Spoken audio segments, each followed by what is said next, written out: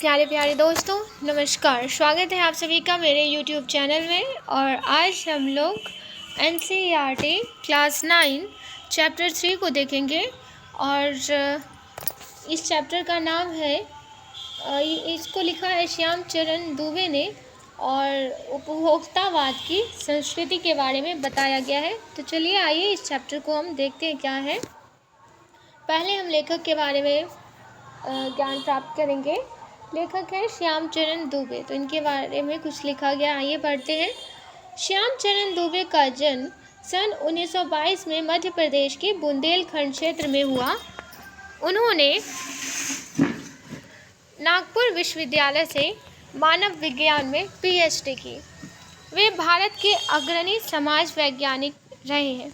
उनका देहांत सन 1996 में हुआ। मानव और संस्कृति, परंपरा और इतिहास बोध, संस्कृति तथा शिक्षा, समाज और भविष्य, भारतीय ग्राम, संक्रमण की पीड़ा, विकास का समाजशास्त्र, समय और संस्कृति हिंदी में उनकी प्रमुख पुस्तकें हैं। प्रोफेसर दुबे ने विभिन्न विश्वविद्यालयों में अध्यापन किया तथा अनेक संस्थानों में प्रमुख पदों पर रहे। जीवन, समाज और संस्कृति के ज्वलंत विषयों पर उनके विश्लेषण एवं संस्थापनाएं उल्लेखनीय हैं। भारत की जनजातियों और ग्रामीण समुदायों पर केंद्रित उनके लेखों ने बृहद समुदाय का ध्यान आकर्षित किया है। वे जटिल विचारों को तार्किक विश्लेषण के साथ सहज भाषा में प्रस्तुत करते हैं। उपभोक्तावाद की संस्कृति निबंध बाजार की गिरफ्त में आ रहे समाज की वास्तविकता को प्रस्तुत करता है। लेखक का मानना है कि हम विज्ञापन की चमक दमक के कारण वस्तुओं के पीछे भाग रहे हैं। हमारी निगाह गुणवत्ता पर नहीं है।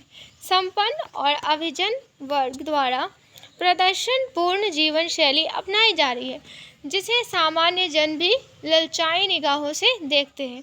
यह सभ्यता के विकास की चिंताजनक बात है, जिसे उपभोक्तावाद ने परोसा है।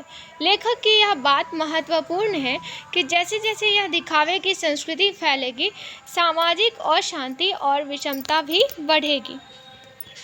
उपभोक्तावाद की संस्कृति धीरे धीरे सब कुछ बदल रहा है। एक नई जीवन शैली अपना वर्चस्व स्थापित कर रही है।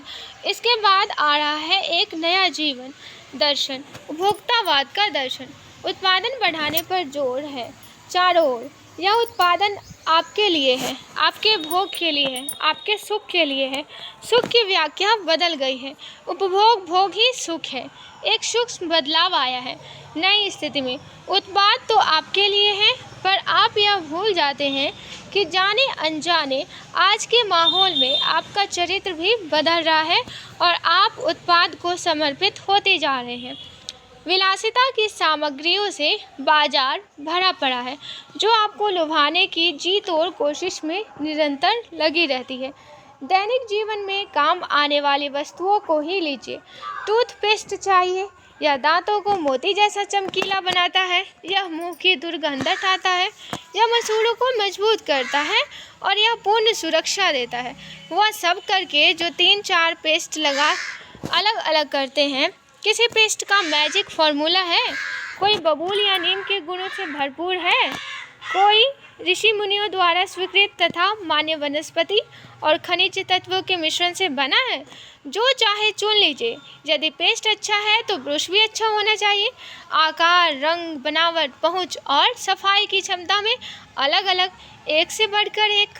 मुंह की दुर्गंध से बचने के लिए माउथ वॉश भी चाहिए। सूची और भी लंबी हो सकती है, पर इतनी चीज़ों का ही बिल काफ़ी बड़ा हो जाएगा, क्योंकि आप शायद बहुविज्ञापती और कीमती ब्रांड खरीदना ही पसंद करें। सौंदर्य प्रसाधनों की भीड़ तो चमत्कृत कर देने वाली है। हर माह उसमें नए नए उत्पाद जुड़ते जाते हैं। साबुन ही देखिए, एक में हल्की खुशबू है, दूसरे में तेज। एक दिन भर आपके शरीर को तरोताज़ा रखता है, दूसरा पसीना रोकता है, तीसरा जर्म से आपकी रक्षा करता है। यह लीजिए सिनेस्टर्स के सौंदर्य का रहस्य, उनका मनपसंद साबुन। सच्चाई का अर्थ समझना चाहते हैं, यह लीजिए। शरीर को पवित्र रखना चाहते हैं, यह लीजिए। शुद्ध गंगा जल से बनी साबुन चमड़ी को नर्म रखने के लिए यह लीजिए महंगी है, पर आपके सौंदर्य में निखार ला देगी। सम्राट महिलाओं की ड्रेसिंग टेबल पर 30-30 हज़ार की सौंदर्य सामग्री होना तो मामूली बात है। पेरिस से परफ्यूम मंगवाइए, इतना ही और खर्च हो जाएगा। ये प्रतिष्ठा चिन्ह है, समाज में आपकी हैसियत जताते हैं। पुरुष भी इस दौर में पीछे नहीं है। पहले उनका काम साबुन और तेल से चल जाता था, आफ्टर शेव और कोलोन बाद में आए। अब तो इस सूची में दर्जन 2 दर्जन चीज़ें और जुड़ गई है। छोड़िए इस सामग्री को, वस्तु और परिधान की दुनिया में आइए। जगह जगह बुटीक खुल गए हैं, नए नए डिजाइन के परिधान बाजार में आ गए हैं। ये ट्रेंडी है और महंगे भी। पिछले वर्ष के फैशन इस वर्ष शर्म की बात है।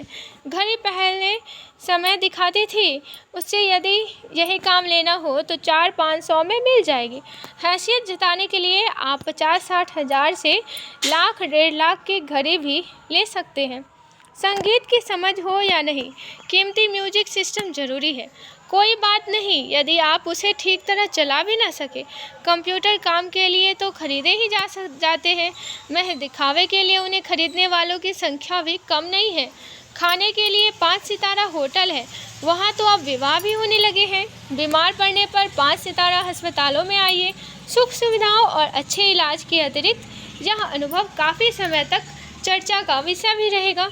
पढ़ाई के लिए 5 सितारा पब्लिक स्कूल है, शीघ्र ही शायद कॉलेज और यूनिवर्सिटी भी बन जाए। भारत में तो यह स्थिति अभी नहीं आई, पर अमेरिका और यूरोप के कुछ देश में आप मरने के पहले ही अपने अंतिम संस्कार और अनंत विश्राम का प्रबंध भी कर सकते हैं।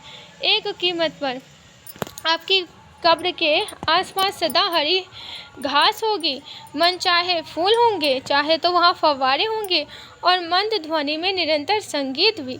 कल भारत में भी यह संभव हो सकता है। अमेरिका में आज जो हो रहा है, कल वो भारत में भी आ सकता है। प्रतिष्ठा के अनेक रूप होते हैं, चाहे वे हास्यास्पद ही क्यों न हो। यह है एक छोटी सी झलक उपभोक्तावादी समाज की। यह विशिष्ट जन का समाज है, पर सामान्य जन भी इसे ललचाई निगाह से देखते हैं। उनकी दृष्टि में एक विज्ञापन की भाषा में यही है राइट चॉइस बेबी, मोती जैसे जांच पूर्ण सुरक्षित गुणों से भरपूर, एक के साथ एक। अब विषय के गंभीर पक्ष की ओर आए। इस उपभोक्ता संस्कृति का विकास भारत में क्यों हो रहा है? सामंती संस्कृति के तत्व भारत में पहले भी रहे हैं। उपभोक्तावाद इस संस्कृति से जुड़ा रहा है। आज सामंत बदल गए हैं, सामंती संस्कृति का मुहावरा बदल गया है। हम संस्कृति अस्मिता की बात कितनी ही करें, परंपराओं का अवमूल्यन हुआ है, आस्थाओं का क्षरण हुआ है। कड़वा सच तो यह है कि हम बौद्धिक दास्तां स्वीकार कर रहे हैं, पश्चिम के सांस्कृतिक उपनिवेश बन रहे हैं। हमारी नई संस्कृति अनुकरण की संस्कृति है। हम आधुनिकता के झूठे प्रतिमान अपनाते जा रहे हैं। प्रतिष्ठा की अंधी प्रतिस्पर्धा में जो अपना है उसे खोकर छद्म आधुनिकता की गिरफ्त में आते जा रहे हैं। संस्कृति की नियंत्रक शक्तियों के क्षीण हो जाने के कारण हम दिग्भ्रमित हो रहे हैं। हमारा समाज ही अनिर्देशित होता जा रहा है। विज्ञापन और प्रसार के सूक्ष्म तंत्र हमारी मानसिकता बदल रहे हैं। उनमें सम्मोहन की शक्ति है, वशीकरण की भी। अंततः इस संस्कृति के फैलाव का परिणाम क्या होगा, यह गंभीर चिंता का विषय है। हमारे सीमित संसाधनों का घोर अपव्यय हो रहा है। जीवन की गुणवत्ता आलू के चिप्स से नहीं सुधरती, न ही बहुविज्ञापित शीतल पेयों से, भले ही वे अंतर्राष्ट्रीय हो। पिज़्ज़ा और बर्गर कितने ही आधुनिक हैं, वे कूड़ा खाद्य। समाज में वर्गों की दूरी बढ़ रही है, सामाजिक सरकारों में कमी आ रही है। जीवन स्तर का यह बढ़ता अंतर आक्रोश और अशांति को जन्म दे रहा है। जैसे जैसे दिखावे की यह संस्कृति फैलेगी, सामाजिक अशांति भी बढ़ेगी। हमारी संस्कृति अस्मिता का ह्रास तो हो ही रहा है। हम लक्ष्य भ्रम से भी पीड़ित हैं। विकास के विराट उद्देश्य पीछे हट रहे हैं। हम झूठी तुष्टि के तात्कालिक लक्ष्यों का पीछा कर रहे हैं। मर्यादाएं टूट रही हैं, नैतिक मानदंड ढीले पड़ रहे हैं, व्यक्ति केंद्रिकता बढ़ रही है, स्वार्थ परमार्थ पर हावी हो रहा है, भोग की आकांक्षाएं और आसमान को छू रही है। किस बिंदु पर रुकेगी यह दौड़? गांधी जी ने कहा था कि हम स्वस्थ सांस्कृतिक प्रभावों के लिए अपने दरवाजे खिड़की खुले रखें पर अपनी बुनियाद पर कायम रहे। उपभोक्ता संस्कृति हमारी सामाजिक नींव को ही हिला रही है। यह एक बड़ा खतरा है। भविष्य के लिए यह एक बड़ी चुनौती है। अब प्रश्न अभ्यास दिया गया है और भाषा अध्ययन। धीरे धीरे कुछ बदल रहा है। इस वाक्य में बदल रहा है क्रिया है। अब पाठोत्तर सक्रियता को देख लीजिए। दूरदर्शन पर दिखाए जाने वाले विज्ञापनों का बच्चों पर बढ़ता प्रभाव विषय पर अध्यापक और विद्यार्थी के बीच हुए वार्तालाप को संवाद शैली में लिखिए। इस पाठ के माध्यम से आपने उपभोक्ता संस्कृति के बारे में विस्तार से जानकारी प्राप्त की। अब आप अपने अध्यापक की सहायता से सामंती संस्कृति के बारे में जानकारी प्राप्त करें और नीचे दिए गए विषय के पक्ष अथवा विपक्ष में कक्षा में अपने विचार पेश कीजिए। अब इसके वर्ड मीनिंग, इस शब्दार्थ को देख लेते हैं।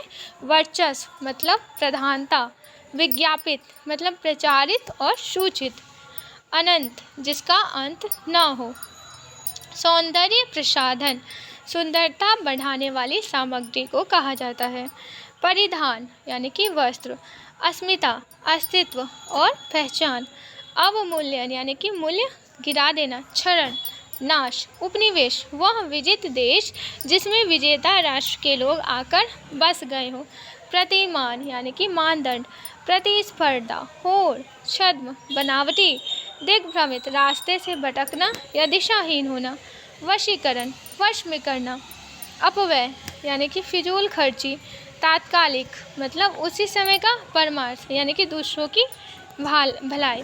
अब इन सब को भी जान लें। सांस्कृतिक अस्मिता क्या होता है? अस्मिता से तात्पर्य है पहचान।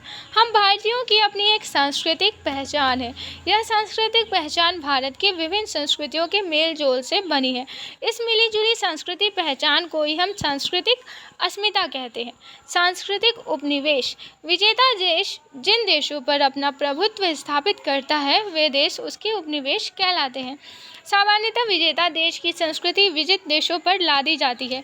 दूसरी तरफ हीनता ग्रंथ हुई वश विजित देश विजेता देश की संस्कृति को अपनाने भी लगते हैं। लंबे समय तक विजेता देश की संस्कृति को अपनाए रखना सांस्कृतिक उपनिवेश बनना है। बौद्धिक दास्ता अन्य को श्रेष्ठ समझकर उसकी बौद्धिकता के प्रति आलोचनात्मक दृष्टि अपनाए उसे स्वीकार कर लेना बौद्धिक दास्ता है। छद्म आधुनिकता मतलब आधुनिकता का सरोकार विचार और व्यवहार दोनों से है। तर्कशील वैज्ञानिक और आलोचनात्मक दृष्टि के साथ नवीनता का स्वीकार आधुनिकता है। जब हम आधुनिकता को वैचारिक आग्रह के साथ स्वीकार न कर उसे फैशन के रूप में अपना लेते हैं तो वह छद्म आधुनिकता कहलाती है। एक बार फिर से सुन लीजिए, छद्म आधुनिकता क्या है? आधुनिकता का सरोकार विचार और व्यवहार दोनों से है। तर्कशील वैज्ञानिक और आलोचनात्मक दृष्टि से नवीनता का स्वीकार आधुनिकता है। लेकिन जब हम आधुनिकता को वैचारिक आग्रह के साथ स्वीकार न कर उसे फैशन के रूप में अपना लेते हैं तो उसको हम छद्म आधुनिकता कहते हैं। तो ये वीडियो सुनने के लिए आप सभी का बहुत बहुत धन्यवाद। आशा करती हूँ ये आपके एग्ज़ाम में आपको हेल्प करेगा। धन्यवाद। और अगर किसी शब्द का मतलब अगर आपको जानना हो तो आप लोग प्लीज़ कमेंट कर दीजिएगा, उसमें मैं बताऊंगी। और भी किसी दूसरे सब्जेक्ट पे भी अगर आपको जानना हो तो प्लीज़ कमेंट में लिख दीजिएगा। और लाइक शेयर और सब्सक्राइब भी ज़रूर कर दीजिएगा। धन्यवाद।